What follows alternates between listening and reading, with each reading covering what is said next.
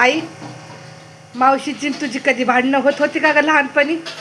भांडणाला काही विकत आणायचं? मग अगं लई भांडणं व्हायची आमच्या दोघीची. मी काम करायची नाही, ती लई काम करायची. मला सारखं टोमणं टामणं मारायचं. मग काय मी भांडायची तिला चांगलं निवारण. मग काय ते. अगं या काय करायची बघ, मला म्हणायची तुला लई तेल लागतं डोक्याला.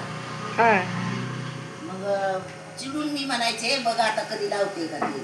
हा आमच्या गावात एक शांती होती वाणीची, हा आणि तिच्यात अशा वाण नुसतं हे झालं होतं.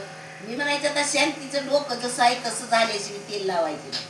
हा आणि दुसऱ्या दिवशी लगेच तेल घेऊन बसायची मी. हा लगे आईला म्हणायची बघ काल काय म्हणली होती ना, आज बसली होती तेलाची बाटली. त्याच्यावरून भांडणं, कामावरून भांडणं. भांडणं काय आता सुद्धा होते, ती जमत नाही आमच्या दोघीचं. लांबनं डोगर साजरा म्हणण्यासारखं लांबनं गप्पा मारतो. जवळ आले की तुझं माझं झाले शिवरातच नाही भांडण. आता पण होय आता मी